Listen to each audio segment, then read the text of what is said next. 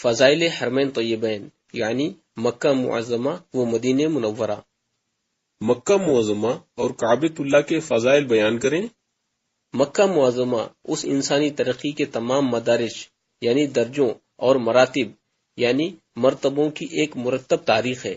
وہ حضرت ابراہیم خلیل اللہ علیہ السلام کی عہد میں ایک خاص خاندان کا تبلیغی مرکز بنا، پھر حضرت اسماعیل علیہ السلام کے زمانے میں وہ چند خیموں اور جھونپڑیوں کی مختصر سی آبادی میں ظاہر ہوا، پھر رفتہ رفتہ اس نے عرب کے مذہبی شہر کی جگہ حاصل کر لی، اور پھر محمد رسول اللہ صلی اللہ تعالی علیہ وسلم کی آمد کے بعد وہ اسلامی دنیا کا مرکز قرار پایا۔ قرآن کریم کا ارشاد گرامی ہے کہ تمام حرم یعنی مکہ معظمہ کے ارد گرد میلوں تک پھیلا ہوا زمین کا رقبہ روئے زمین پر موجود تمام مسلمانوں کے لیے مرجع و مامن بنا دیا گیا ہے۔ عام زائرین کا جو تانتا کعبۃ اللہ کی زیارت اور عمرہ کے سال کے ہر موسم، ہر فصل، ہر زمانے میں لگا رہتا ہے، اس سے قطع نظر تصور میں نقشہ ان لاکھوں مسلمانوں کا جمع ہے جو صرف حج کے موقع پر کھینچے چلے آتے ہیں، صرف حجاز یا ملک عرب ہی کے ہر حصے سے نہیں بلکہ روئے زمین کے ہر خطے، ہر علاقے، ہر ملک سے۔ اور پھر یہ بھی ذہن میں رکھ لیں کہ یہ سلسلہ 10-20 سال سے نہیں بلکہ حضرت ابراہیم علیہ نبینا علیہ الصلوۃ والتسلیم کے زمانے یعنی تقریباً 4000 سال سے قائم ہے۔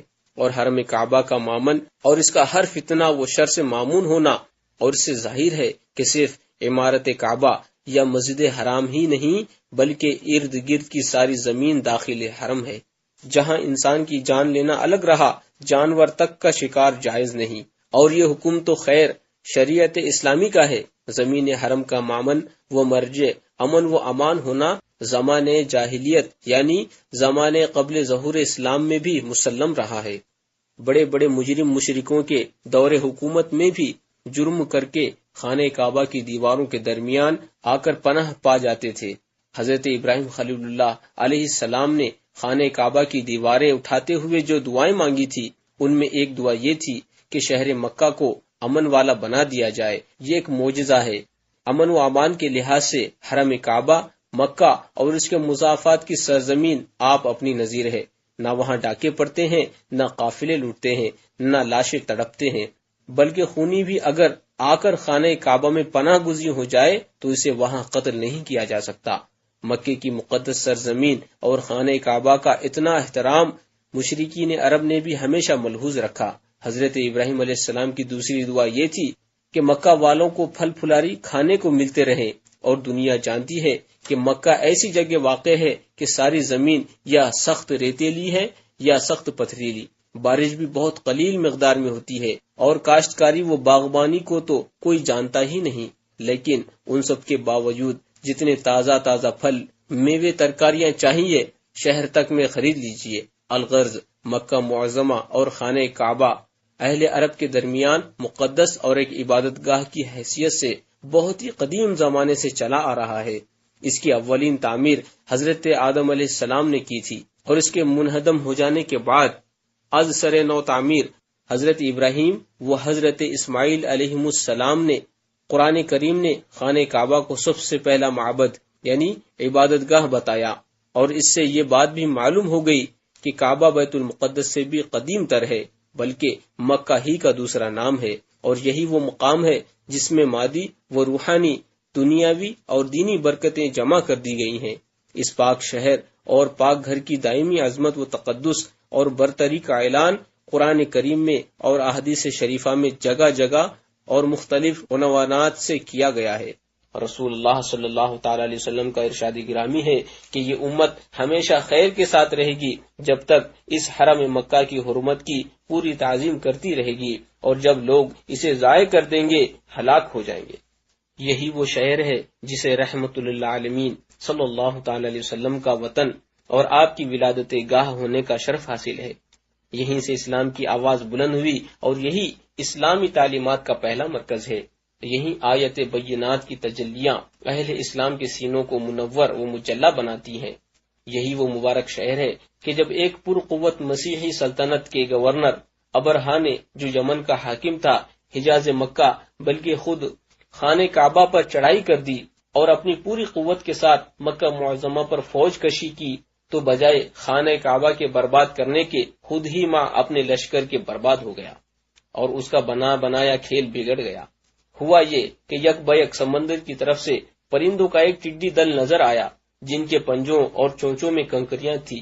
جن سپاہیوں پر وہ کنکریاں پڑتی ان کا بدن پھوڑ کر باہر نکل آتی اور فوراً ہی اعضا گلنے اور سڑنے لگتے تھے۔ نتیجہ یہ نکلا کہ تھوڑی دیر میں سارا لشکر زیر و زبر ہو گیا۔ ابرہا یہ ماجرا دیکھ کر پریشان ہو کر بھاگا اور یمن پہنچتے ہی دنیا سے سدھار گیا۔ کہتے ہیں کہ ابرہا نے فوج کو حکم دیا کہ وہ مکہ کی جانب بڑھے۔ اس کی فوج میں ہاتھی بھی تھے جو عرب میں بالکل ایک نئی چیز تھے، جیسے کہ آج کل کی جنگ میں آتشیں ازد ہیں یعنی ٹینک وغیرہ۔ تو ہاتھیوں کی قطار میں سب سے پہلے اس ہاتھی نے آگے بڑھنے سے انکار کر دیا، جس پر خود آپ سن رہے ہیں توحید نیٹ ورک کی اسلامک آواز، توحید نیٹ ورک مگر وہ کسی انٹرنیشنل اسلامک یوٹیوب چینل۔ جب اسے یمن کی جانب چلاتے تو وہ تیزی کے ساتھ چلنے لگتا تھا۔ اسی حالت میں لشکر کو پرندوں نے آ گھیرا اور تباہ کر دیا۔ اس وقت سے خانہ کعبہ اور مکہ معظمہ کی عظمت و جلالت کی اہمیت اور بھی نمایاں ہو گئی۔ مدینہ طیبہ کو کن فضائل کی وجہ سے مقدس و منور کہا جاتا ہے؟ مدینہ طیبہ وہ پاک و مبارک شہر ہے جہاں خود حضور اقدس سرور اکرم جاند عالم صلی اللہ تعالی علیہ وسلم کی تربت اطہر اور روضہ انور ہے، جس پر کروڑوں مسلمانوں کی جانیں قربان، جس کے راستوں پر فرشتے پہرا دیتے ہیں۔ اس میں نہ دجال آئے نہ تعاون، جو تمام بستیوں پر باعتبار فضائل و برکات غالب ہے، جو لوگوں کو اس طرح پاک و صاف کرتا ہے جیسے بھٹی لوہے کے میل کو۔ جو شخص اہل مدینہ کے ساتھ فریب کرے گا ایسا گھل جائے گا جیسے نمک پانی میں گھلتا ہے۔ جو شخص اہل مدینہ کو ڈرائے گا اللہ اسے خوف میں ڈالے گا۔ جو اہل مدینہ پر ظلم کرے اور انہیں ڈرائے وہ خوف میں مبتلا ہوگا، اور اس پر اللہ اور اس کے فرشتوں اور تمام آدمیوں کی لعنت، اور اس کا نہ فرض قبول کیا جائے گا نہ نفل، جسے خود مولا کریم و جلیل نے اپنے حبیب کی ہجرت گاہ کے لیے منتخب فرمایا۔ جو مدینے کی تکلیف و مشقت پر ثابت قدم رہے گا حضور روز قیامت اس کی شفاعت فرمائیں گے۔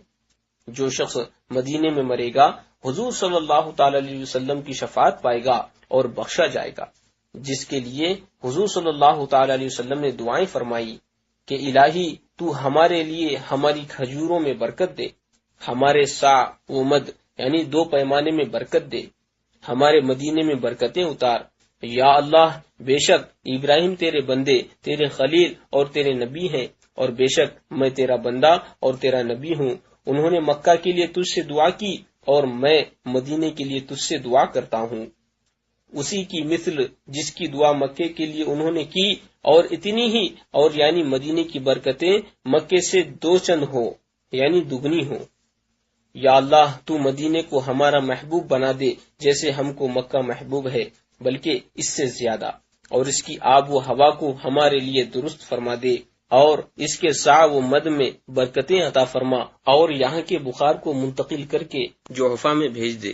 یہ دعا اس وقت فرمائی تھی جب ہجرت کر کے مدینہ طیبہ تشریف لائے، اور یہاں آب و ہوا صحابہ کرام کو ناموافق ہوئی کہ پیشتر یہاں وبائی بیماریاں بکثرت ہوتی، اسی لیے اس کا نام یثرب تھا، یعنی ناموافق آب و ہوا والی بستی۔ اب یہ یثرب نہیں بلکہ طیبہ ہے۔ روضہ انور کی زیارت کے فضائل کیا ہیں؟ یہی فضیلت کیا کم ہے کہ مولا قدوس جل جلالہ نے تمہیں اس پاک شہر میں پہنچا کر اپنے محبوب صلی اللہ تعالی علیہ وسلم کا مہمان بنایا، اور دنیا و آخرت میں تمہاری کامرانی و بخشش و نجات و شفاعت کا مژدہ اپنے حبیب کی زبان وحی ترجمان سے سنایا۔ ارشاد فرماتے ہیں صلی اللہ تعالی علیہ وسلم، جو میری قبر کی زیارت کرے اس کے لیے میری شفاعت واجب ہے۔ نیز صلی اللہ تعالی علیہ وسلم فرماتے ہیں، جس نے حج کیا اور میری وفات کے بعد میری قبر کی زیارت کی تو ایسا ہے جیسے میری حیات میں زیارت سے مشرف ہوا۔ ایک اور حدیث شریف میں ہے کہ رسول اللہ صلی اللہ تعالی علیہ وسلم نے فرمایا، جس نے میری وفات کے بعد میری زیارت کی تو گویا اس نے میری زندگی میں میری زیارت کی، اور جو حرمین میں مرے گا قیامت کے دن امن والوں میں اٹھے گا۔ ایسی عظیم بشارتوں کو سن کر بھی جس کا دل نہ پسیجے اور آستانے پر حاضری نہ دے تو ظاہر ہے کہ بڑی بد نصیبی وہ محرومی کی راہ چلا۔ ایسو ہی کے بارے میں فرمایا، جس نے حج کیا اور میری زیارت نہ کی اس نے مجھ پر جفا کی۔ خود قرآن عظیم قیامت تک مسلمانوں کو اس زیارت کی طرف بلاتا اور انہیں ترغیب دیتا ہے۔ اعوذ باللہ من الشیطان الرجیم، بسم اللہ الرحمن الرحیم، وَلَوْ أَنَّهُمْ إِذْ ظَلَمُوا، ترجمہ کنز الایمان، یعنی اگر ایسا ہو کہ وہ جب اپنی جانوں پر ظلم کر بیٹھے یعنی گناہ و جرم کریں، تیری بارگاہ بے کس پناہ میں اے محبوب حاضر ہوں، پھر خدا سے مغفرت مانگے اور رسول ان کے لیے مغفرت چاہیں تو بے شک اللہ عز و جل کو توبہ قبول کرنے والا مہربان پائیں۔ علماء اکرام فرماتے ہیں کہ یہ آیت حضور اقدس صلی اللہ تعالی علیہ وسلم کے حال حیات اور حال وفات دونوں کو شامل ہے، اور مزار پر انور پر حاضری قریب بواجب ہے۔ امام قاضی ایاز نے شفا شریف میں فرمایا کہ قبر اقدس حضور والا صلی اللہ تعالی علیہ وسلم کی طرف سفر کر کے جانا واجب ہے۔ زیارت قبر شریف میں نبی صلی اللہ تعالی علیہ وسلم کی تعظیم ہے اور نبی صلی اللہ تعالی علیہ وسلم کی تعظیم واجب۔ اس لیے امام قسطلانی فرماتے ہیں، جو باوجود قدرت زیارت مزار اقدس ترک کر دے اس نے حضور صلی اللہ تعالی علیہ وسلم پر جفا کی، جیسا کہ ابھی حدیث شریف گزری۔ بہت لوگ طرح طرح سے بہکاتے ہیں، خبردار کسی کی نہ سنو اور ہرگز محرومی کا داغ لے کر نہ پلٹو۔